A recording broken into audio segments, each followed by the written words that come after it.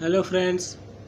तो हमने last session में ट्रिग्नोमेट्री के कुछ रेशियो पढ़े थे। तो चलिए आज उसी का यूज करके हम कुछ प्रॉब्लम सॉल्व करेंगे। तो हमारा पहला प्रॉब्लम है given tan a = 4/3 find the other trigonometric ratios of angle A.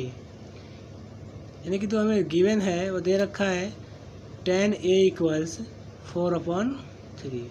तो tan इक्वल्स गिवन है तो हमें साइन, कॉस, टैन, कोसेक और सेक फाइंड करना है। ठीक है, तो चलिए इसको सॉल्व करते हैं।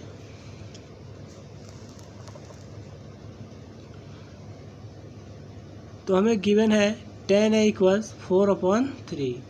देखिए हमें पता है कि tan a = होता है परपेंडिकुलर अपॉन बेस। यदि हम कंपेयर करें तो परपेंडिकुलर हमारा 4 हो जाएगा और बेस हमारा 3 हो जाएगा। यानी कि परपेंडिकुलर पता है हमें और बेस पता है। तो हमें क्या करेंगे, यहाँ हाइपोटेनस भी फाइंड कर लेंगे पाइथागोरस थ्योरम अप्लाई करके।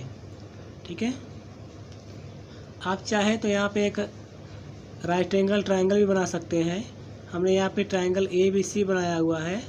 इसमें एंगल ए के रेस्पेक्ट में सारी चीज़ें हमें फाइंड करना है।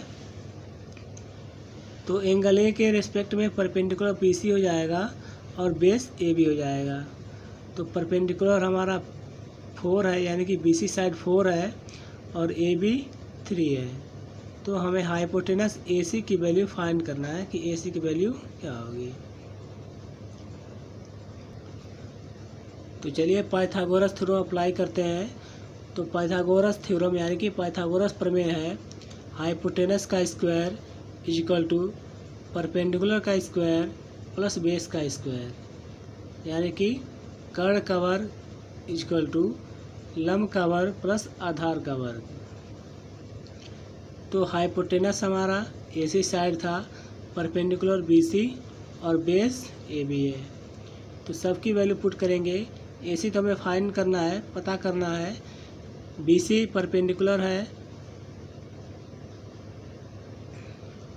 यहाँ पे थोड़ी वैल्यू चेंज हो गई है। तो BC की वैल्यू जो परपेंडिकुलर 4 था और AB की वैल्यू 3 था। तो ये 4 का स्क्वायर हो जाएगा और ये 3 का स्क्वायर। तो 4 का स्क्वायर 16 होता है और 3 का स्क्वायर 9 होता है। 9 और 16 हमारा 25 हो जाएगा।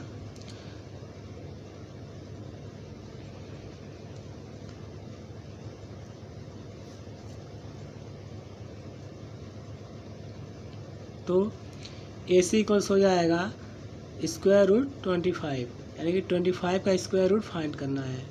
ठीक है, तो 25 को जब हम प्राइम फैक्टर करेंगे तो 5 × 5 लिख सकते हैं। ठीक है, तो हो जाएगा √5 का स्क्वायर। ठीक है, तो यानी कि 25 का स्क्वायर रूट हो जाएगा हमारा 5 यूनिट।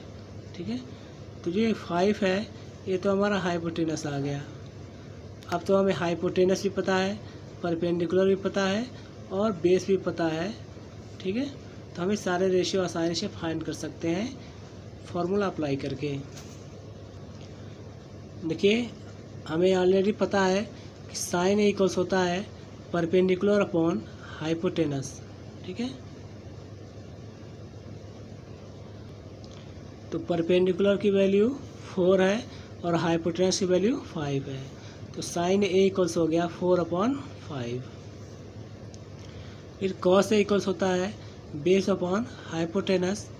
तो बेस की वैल्यू 3 थी और हाइपोटेनस 5। तो कॉस A = हो जाएगा 3/5। देखिए tan तो हमें ऑलरेडी पता है, गिवन था वो। अब हमें कोसेक फाइंड करना है। तो कोसेक फाइंड करने के लिए या तो डायरेक्ट फार्मूला अप्लाई कर दो, यानी कि कोसेक A = होता है हाइपोटेनस अपॉन परपेंडिकुलर। तो हाइपोटेनस 5 है, परपेंडिकुलर 4 है, तो ये हो जाएगा 5/4। या हमें ऑलरेडी पता है कि कोसेक जो है साइन का अपोजिट होता है। तो कोसेक होता है 1/sin A, और sin A की वैल्यू हमें ऑलरेडी फाइंड कर चुके हैं, पता कर चुके हैं। तो sin A की वैल्यू पुट कर देते हैं, तो हो जाएगा 1/sin A की वैल्यू है 4/5। देखिए 1 में 4/5 का डिवीज़न है, तो यह हो जाएगा 1 डिवाइडेड बाई 4/5।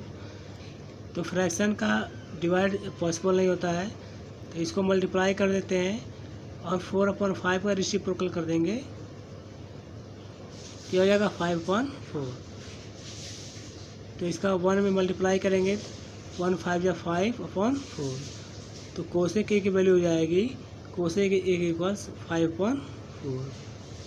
तो या तो इस मेथड से कर लो या तो इस मेथड से कर लो, जैसे भी आपको इजी लगे वैल्यू फाइंड कर सकते हैं। अगला रेशियो है सेक ए। तो हमें पता है कि सेक हमारा कॉस का अपोजिट होता है, तो यानी कि सेक ए इक्वल्स 1/cos ए, ये फॉर्मूला होता है। और कॉस ए की वैल्यू हमने फाइंड किया था 3/5, तो यह हो जाएगा 1/3/5। तो वही मेथड सॉल्व करने का 1 में डिवाइड करेंगे 3/5 का, तो वह होगा 5/3।